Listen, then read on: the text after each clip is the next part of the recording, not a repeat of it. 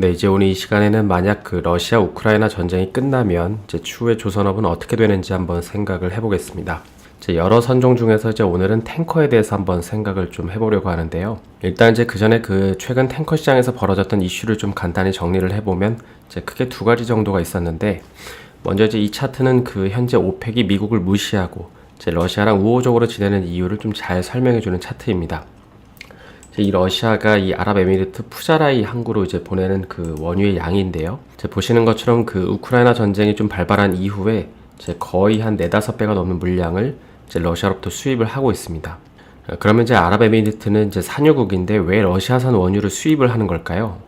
이제 그 이유는 바로 그 상대적으로 저렴한 러시아산 원유는 수입해서 이제 자국 내수용으로 사용을 하고, 이제 반대로 그 자국산 원유는 이제 비싸게 다른 나라에다가 수출을 하기 때문입니다. 그러니까 이제 싸게 사온 기름을 국내에서 사용하고 이제 본인들이 생산하는 건 다른 나라에 비싸게 파는 것이죠. 그런데 이제 지금 문제는 그 러시아 같은 경우 각종 제재로 인해서 이제 합법적인 탱커를 사용하지 못하고 있잖아요. 그래서 이제 현재 중동 국가들은 이제 러시아한테 수입을 할 때는 불법 탱커를 사용하고, 반면에 이제 중동에서 수출하는 원유는 이 합법적인 탱커를 사용을 하고 있습니다. 이제 이걸 이해한 상태에서 그 앞으로 탱커 시황은 이제 이렇게 생각을 좀 해보면 어떨까 싶은데요.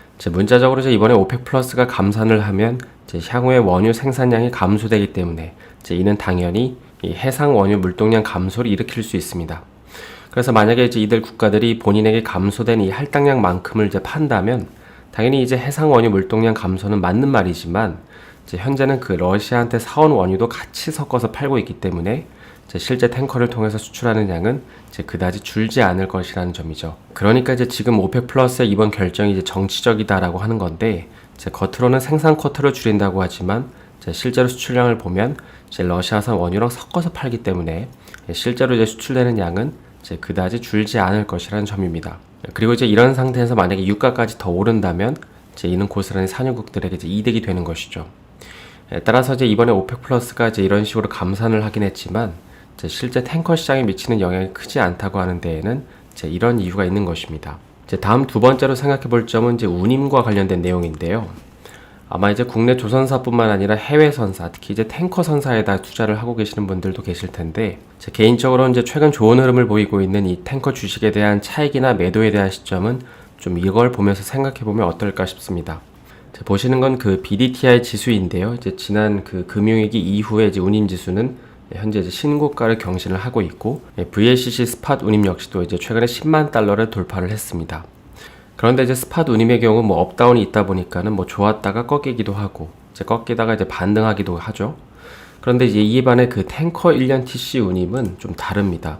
여기서 이 1년 TC 운임이라는 거는 앞으로 1년 동안에는 평균적으로 이 정도 운임이 될 거라고 합의하는 시장 가격입니다. 그래서 이 그림을 보시면은 어제 기준으로 그 VLCC 1년 TC가 45,000달러인데 연간 추세 흐름을 보게 되면은 계속 우상향하는 걸 볼 수 있습니다. 특히 최근에 그 BDTI가 100포인트나 이렇게 크게 꺾일 때도 보시는 것처럼 크게 꺾이지 않았고 오히려 반등하는 걸 볼 수 있는데, 그러니까 선주들이 보기에 1년 평균 TC는 스팟 운임이 꺾였다고 해서 여기서 같이 꺾일 게 아니라 좀 더 올라가야 된다고 생각을 하는 것이죠. 즉 현재 선주들에게 있어서 이 1년 TC는 운임 전망의 가장 정확한 컨센서스인 것입니다. 그래서 탱커에 투자하시는 분들은 초장기적으로 투자할 게 아니라면은 해당 운임이 꺾이는 시점을 한번 고민해 보시면 되지 않을까 싶은데요. 여기까지 최근 탱커 시장에서 벌어지는 좀 몇 가지 이슈들을 살펴봤는데, 그럼 오늘 살펴볼 이 러시아 우크라이나 전쟁 이후에 조선 해운 시장은 좀 어떻게 될까요? 보시는 건 더티 탱커 발주 현황인데, 아직 그 올해가 2달 정도 남긴 했지만은 현 시점에서 발주된 탱커는 고작 3척입니다. 현재 그 탱커와 관련된 여러 전망들을 보게 되면은 역사적으로 낮은 오더북이라고 하면서 발주를 해야 된다는 얘기가 많이 있죠. 그런데 이게 문제가 되는 시점은 사실 현재가 아니라 한 2년 정도 뒤부터입니다. 그러니까 그 전까지는 선대가 줄어드는 건 아니고 현재 상태로 유지가 되는 것이죠. 그리고 조금 더 엄밀히 말하자면 이 선대가 줄어든다는 거는 이 합법적으로 사용할 수 있는 선박이 줄어든다는 거고, 반대로 불법 유조선은 계속 늘어납니다. 그럼 아직 선대가 본격적으로 줄어드는 게 아닌데 올해 하반기부터 탱커 운임은 왜 이렇게 급하게 상승을 했던 걸까요? 그 이유는 바로 이런 식으로 운송 거리가 길어졌기 때문이죠. 그러니까 예전에는 이제 러시아에서 출발해서 이 네덜란드로 5일이면 충분했는데 이제는 이제 상황이 완전히 바뀌었기 때문입니다. 하지만 이제 현재는 러시아는 그 다른 곳에다가 원유를 팔아야 되고 반대로 이제 유럽은 이제 다른 곳에서 원유를 사와야 되는데 이제 기존에는 그 5일이면 해결되는 거를 현재 러시아는 그 80일을 배를 타고 가서 여기 이제 중국에다가 수출을 하고 있고 반대로 이제 유럽은 50일을 걸려서 뭐 미국과 이제 사우디로부터 원유를 수입을 하고 있습니다. 그러니까 이제 선대 규모는 크게 줄어든 게 없는데 이제 바다 위에 떠 있는 그 운항 시간이 길어지다 보니까는 이제 탱커가 모자라는 것이죠. 그럼 이제 이런 상황에서 그 러시아 우크라이나 전쟁이 끝나면 어떻게 될까요? 이 탱커 운임이 다시금 급락을 해서 이제 예전 자리를 찾아갈까요? 이제 이거는 그 반은 맞고 반은 틀리다고 생각을 하는데 일단 이제 기본적으로 톤마일이 줄어드는 건 맞지만은 이제 만약에 러시아 원유가 합법적으로 운송이 되면 앞으로 러시아는 이 불법 유조선이 아닌 이 합법적인 탱커를 사용해서 수출을 해야 됩니다. 따라서 이렇게 되면 이제 불법 탱커 선주들은 시장을 잃게 되고 이제 합법 탱커들은 이제 일거리가 늘어나면서 톤마일은 줄어들겠지만 이제 운임으로 상쇄가 될 겁니다. 왜냐하면 이제 러시아가 생산하는 원유 양도 이제 결코 적지 않기 때문이죠. 그러니까 많은 양을 실어 날라야 하는 상황에서 이 탱커의 양, 그러니까 합법적인 탱커의 양은 한정되어 있기 때문에 수요 증가로 인해서 운임은 상승할 수밖에 없는 것입니다. 그리고 이제 이게 아시는 분들도 계시겠지만은 이 보통 그 설령이 20년이 넘은 탱커선은 이제 관리하기가 꽤나 까다롭다고 하죠. 일반적으로 이제 20년이 넘으면 뭐 스팟도 안 주고 이제 보험료도 굉장히 비싸게 부릅니다. 뿐만 아니라 정기 검사도 자주 받아야 되고 환경 규제 적용까지 감안했을 때 정상적인 탱커처럼 사용하기에는 이제 무리가 있는 것이죠. 그래서 이제 전쟁이 끝났을 때도 이제 현 시점에서만 놓고 보면 탱커는 그렇게 나빠지기가 어렵지 않을까 싶습니다. 오늘 이 시간에는 조만간 12월 5일에 시행이 될 이 러시아산 원유 금수 조치에 대한 이 시나리오 한 가지에 대해서 한번 생각을 해보고 지난주에 이제 잠깐 언급한 이 CII 규제에 대해서도 간단히 살펴보겠습니다. 100%라는 건 없기 때문에 이제 여러 시나리오 중에 하나라고 생각을 좀 하시면 될 것 같은데요. 먼저 이제 이번에 발의한 그 EU가 발의한 러시아산 원유 금수 조치 내용은 말 그대로 러시아산 원유 수입을 금지한다는 것입니다. 그래서 이제 이 그림을 보시게 되면 현재 유럽은 이제 러시아로부터 뭐 파이프라인 또 이제 항구를 통해서 원유 수입을 하고 있고 앞으로 12월 5일부터는 이 해상으로 들어오는 물량은 전면 수입 금지를 하고 반면에 이제 파이프라인을 통해서 수입하는 물량은 이제 허용을 하겠다는 것입니다. 그래서 이제 이런 조치가 시행되고 나서 이제 러시아 관점에서 긍정적으로 보는 사람들은 현재 러시아가 중고 탱커를 대거 사들이고 있기 때문에 선박수는 뭐 그렇게까지 부족하지 않을 거고 유럽이 사주던 원유는 뭐 중국이나 인도 같은 나라들이 구입을 해줄 것이기 때문에 오히려 톤마일이 더 늘어나면서 탱커 시장이 좋아질 거라고 보는 시각이 있습니다. 그럼 이제 어떨까요? 조만간 러시아산 원유 금수 조치가 시행이 되면 러시아가 바라는 대로 무조건 좋아질 수 있을까요? 이 시간에는 반대 관점에서 한번 생각을 해보겠습니다. 결론적으로 조만간 시행될 이 원유 금수 조치로 인해서 러시아산 원유 수출 물량은 크게 감소할 거고 이로 인해 해상 원유 물동량 감소에 따른 탱커 운임 역시 지지부진할 수도 있다는 건데요. 지난달을 기준으로 러시아는 대략 한 1000만 배럴 정도로 수출을 하고 있는데 그리고 이 중에서 약 600만 배럴이 바다를 통해서 수출이 되고 있습니다. 그런데 이 그림을 보면 앞으로 러시아산 원유는 이런 식으로 더 많은 지역으로 수출이 되잖아요. 그러다 보니까 앞으로 러시아산 원유 수출 물량이 줄어들 거라는 첫 번째 이유는 바로 먼 항해 거리에 따른 선박 부족 현상이 심화될 것으로 전망을 하고 있기 때문입니다. 그간 러시아산 원유 수입의 가장 큰 시장은 바로 유럽이었는데 이제는 이러한 물량을 수에즈 운하를 거쳐서 저 멀리 있는 이런 아시아 국가로 보내야 되는 것이죠. 그리고 이렇게 되면 당연히 평균 항해 시간이 늘어날 거고 러시아가 목표한 일일 수출량을 채우기가 어렵다는 것입니다. 그러니까 예를 들어서 서울에 있는 어떤 햄버거 공장에서 경기도 수원에다가 하루에 햄버거 50만 개를 납품을 하고 있었는데 그런데 이 트럭 한 대당 실을 수 있는 햄버거 수는 10,000개입니다. 그러니까 이런 상황에서 만약 이 회사가 보유한 트럭이 10대라면 트럭 한 대당 5번을 실어 날라야 되는 거죠. 그런데 갑자기 어느 날 이 햄버거 납품 지역이 수원에서 이 부산으로 바뀌었다면 어떻게 될까요? 똑같이 트럭 한 대당 그 5번을 실어 날라야 하루 물량을 납품할 수 있지만 거리가 이런 식으로 더 멀어졌기 때문에 회사 입장에서는 그 하루에 한 번밖에 실어 날릴 수가 없고 그러다 보니까 하루에 50만 개를 납품하는 게 불가능해집니다. 따라서 이 문제를 해결하기 위해서는 더 많은 트럭을 구매하거나 납품하는 햄버거의 숫자를 줄여야 되는 것이죠.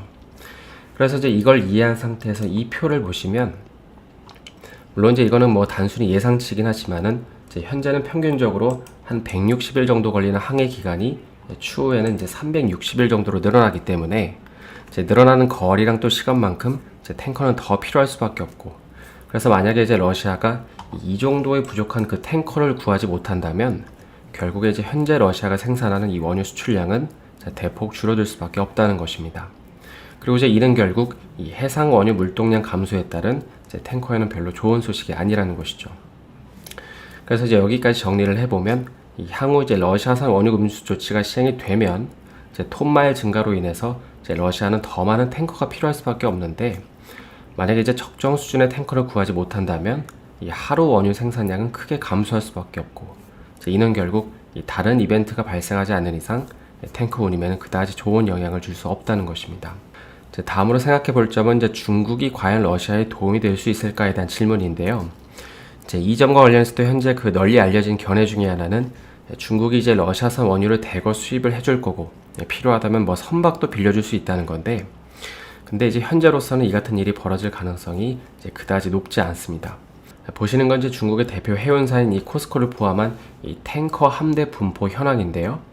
이 탱커 전체 이제 80%가 이제 VLCC로 구성되어 있는 걸 볼 수 있습니다. 아시는 분들도 계시겠지만은 그 현재 러시아 항구에서는 이제 VLCC가 이제 입항할 수가 없죠.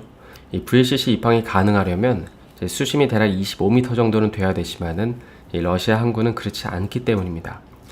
따라서 이제 만약 중국이 그 러시아를 도와준다고 한들 이제 러시아는 VLCC보다 작은 이제 이런 선박들로밖에 도움을 줄 수밖에 없고, 그러니까 이 정도 수량의 함대로는 이제 본인들이 원하는 생산량을 충분히 수출하기에 이제 무리가 있다는 것입니다. 그리고 이제 사실 중국이 그 VLCC를 이제 최근에 적극적으로 구입했던 이유는 이제 러시아가 아니라 이 중동에 있는 페르시아만에서 원유 수입을 염두에 두고 구매를 하고 있기 때문인데요. 페르시아만은 이제 VLCC 운항이 자유롭고 특히 이제 추후에 그 정치적으로 문제가 생길 때 이제 이란산 원유 같은 걸 대거 수입하기 위함이지 이제 러시아산 원유 수입을 위해서 활용하는 배가 아니라는 것입니다. 뿐만 아니라 이제 현재 중국이 그 러시아로부터 수입하는 원유 대부분은 동쪽에 있는 이 송유관을 통해서 이제 수입을 하고 있죠. 그래서 정말 중국이 좋은 마음을 먹어서 이제 수입을 늘리고 싶다고 한들 이제 나머지 물량은 뭐 흑해나 발트해, 그러니까 이런 이제 항구들에서 수입을 해야 되는데, 아까 살펴봤듯이 이제 VLCC가 여기에는 들어가지 못하니까 결국 중국도 이제 해결책이 되지 못한다는 것입니다. 그래서 이제 여기까지 그 러시아산 원유 금수 조치가 시행이 되면 이제 향후 러시아산 원유 생산량이 이제 크게 감소할 거라고 주장하는 이유들에 대해서 좀 살펴봤는데요. 그럼 이제 만약에 실제로 이런 감소 현상이 좀 벌어진다면 러시아는 어떻게 할 수 있을까요? 몇 가지 이제 시나리오가 있을 텐데, 이제 대표적으로 만약에 이 러시아가 생산량을 꾸준히 유지하고 싶다면 이제 인도나 브라질 같은 더 먼 지역으로 수출을 하는 게 아니라 터키나 다른 국가들, 그러니까 가까운 국가들의 이제 주력으로 수출하는 방법이 있습니다. 만약에 이제 이렇게 되면은 그 원유 운송량은 그대로인 반면 탱커 수요는 늘어나니까 당분간 운임은 계속해서 좋은 흐름을 보일 수 있겠죠. 반면에 이제 인도나 브라질은 그 다른 지역에서 원유를 수입해야 되는 만큼 이제 그 지역이 멀면 멀수록 톤마일 상승에 따른 탱커 운임을 이제 기대해 볼 수 있습니다. 그럼 이제 다음 두 번째로 좀 살펴볼 점은 지난 시간에 이제 살펴봤던 그 CII, 그러니까 이제 탄소 집약 지수 규제인데요. 지난주에 나온 기사였지만은 이제 결론적으로 이제 이 기사가 얘기하는 거는 그간 이제 CII 규제가 만능일 것처럼 얘기를 하더니 이번에는 이제 없는 것보다 낫다는 식으로 이제 말을 하고 있다는 것입니다.